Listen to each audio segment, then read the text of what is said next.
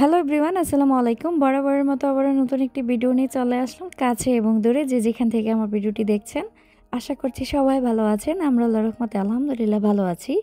সবার সুস্থতা কামনায় আমি আমার আজকের ব্লগটি শুরু করছি।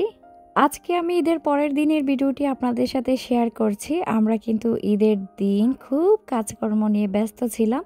আর এই ব্যস্ততা কাটিয়ে কিন্তু ঈদের পরের দিন চলে যাচ্ছি গ্রামের বাড়িতে, ঠিক পাখির মতো ডানা মেলে।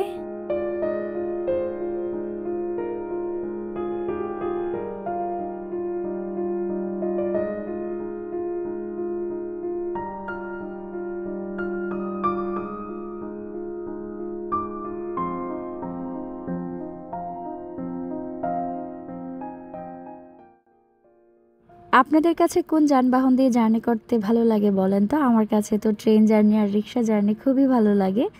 আর ট্রেনে উঠলে যদি পরিবেশটা থাকে এরকম সবুজ আর দিনটা মেঘলা মেঘলা আর হঠাৎ করে বৃষ্টি চলে আসে, তাহলে তো আর কোনো কথাই নেই। আমরা যখন বাসা থেকে বের হচ্ছিলাম আকাশটা তখন থেকেই মেঘলা ছিল। আর ট্রেনে ওঠার পরে আরও বেশি মেঘলা হয়ে গেছে। হঠাৎ করে কিন্তু ঝুম বৃষ্টি চলে এসেছে। তারপর কিন্তু ২ ঘন্টা জার্নি করে আলহামদুলিল্লাহ আমরা এসে পৌঁছে গেলাম আমাদের গন্তব্যে। বৃষ্টি কিন্তু খুবই ভালো লাগার একটা জিনিস। আমরা যারা ঢাকা শহর থাকি বৃষ্টি কিন্তু দেখিই না। যখন একটু বৃষ্টি নামে তখনই কিন্তু হয়তো দূরে ছাদে চলে যায় বা বারান্দায় এসে দাঁড়াই। কিন্তু মাঝে মধ্যে কিন্তু বৃষ্টিটা খুব বিরক্তর ব্যাপারও হয়ে দাঁড়ায়। আমরা যখন ট্রেন থেকে নেমেছিলাম প্রায় ১ ঘন্টা স্টেশন দাঁড়িয়ে থেকেছি।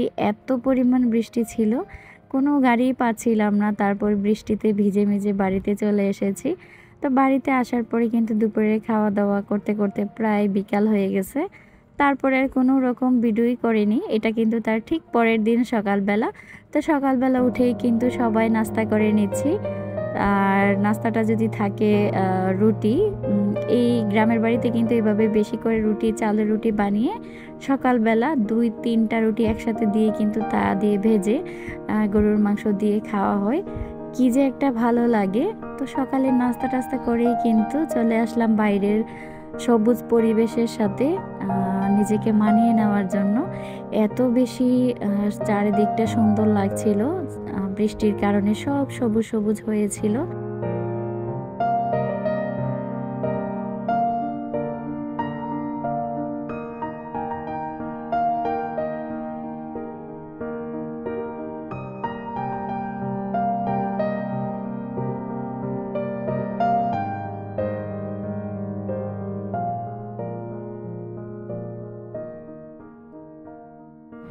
এতই বেশি বৃষ্টি কি বলবো, আমার বাচ্চাদের কিন্তু এই বৃষ্টির কারণে মন খারাপ। কারণ ওরা যতবারই বাসা থেকে বের হয় তখনই কিন্তু নিয়ত করে আসে যে ২ দিন থাকি আর ৩ দিন শুধু খেলবো আর খেলবো। তো ক্রিকেট বল সব কিছুই কিন্তু বাসা থেকে নিয়ে আসে, এনে কিন্তু আলমারিতে রেখে দেয়। কিন্তু বৃষ্টির কারণে সেটার হচ্ছে না, ওদের মন খারাপ।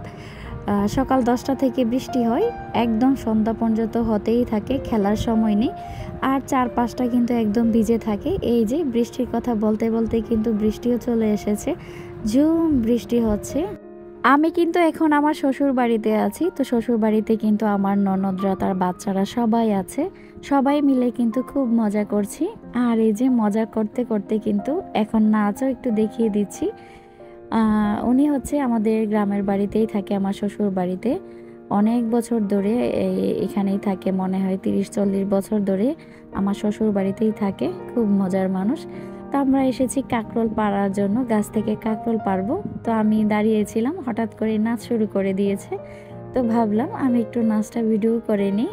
বাড়িতে আসার পরে কিন্তু আশেপাশের যে সবুজ পরিবেশ সব কিছুই ঘুরে দেখে নিয়েছি।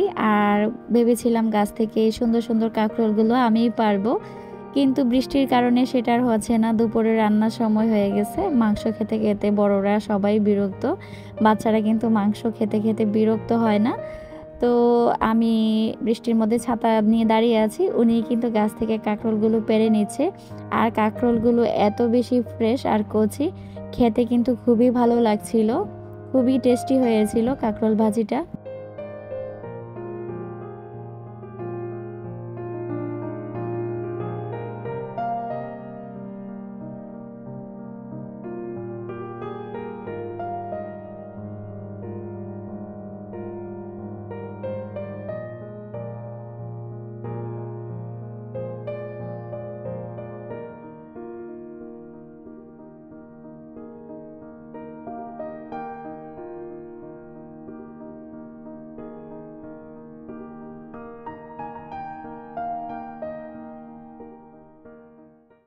আর এই যে কাকরোল পেড়ে কিন্তু চলে আসলাম পুকুর পাড়ে।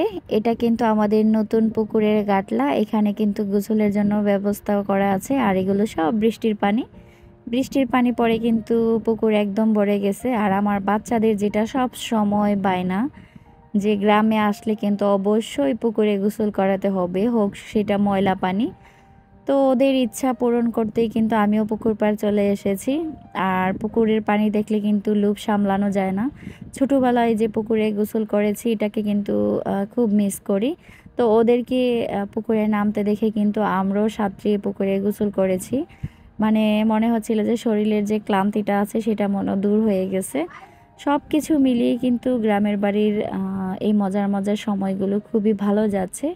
আর আমার ননদের ছেলে কিন্তু পুকুরে গোসল করার জন্য লাইফ জ্যাকেট কিনে এনেছে। ও ঈদের সালামি পেয়ে লাইফ জ্যাকেট কিনেছে। ও সাঁতার কাটবে, সাঁতার শিখবে। তো এইখানে যারা গোসল করছে একটাও কিন্তু সাঁতার পারে না।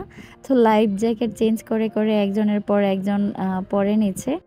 তারপর আমরাও গোসল করতে নেমে গেলাম। আমি সহ আমার ননদরাও গোসল করেছি। তারপরে সবাইকে বাসার ভিতরে এনে গোসল টোসল করে দুপুরের খাওয়া দাওয়া সেরে নিলাম। এটা কিন্তু বিকালবেলা। আবার সবাই মিলে একসাথে ঘুরতে বের হয়ে গেলাম। তো গাছ থেকে কাঁঠাল পাড়বে।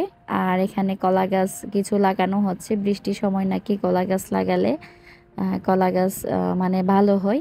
তো ছোট ছোট যে কলার গাছগুলো আছে সেগুলো নিয়ে যাচ্ছে পুকুর পাড় লাগাবে। আর এই যে আমি কিন্তু গ্রামের মাটির ঘর দেখিয়ে দিলাম।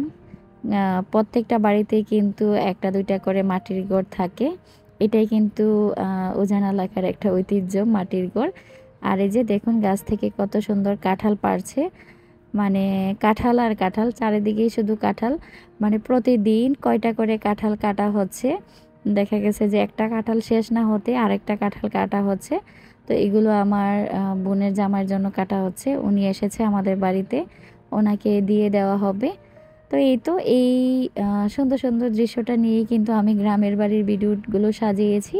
আপনাদের কাছে কেমন লেগেছে তা কিন্তু অবশ্যই কমেন্ট করে জানাবেন। আজকের জন্য কিন্তু এখানেই বিদায় নিয়ে নিব। আবার কিন্তু চলে আসব নতুন একটি ভিডিও নিয়ে। আপনারা সবাই ভালো থাকবেন।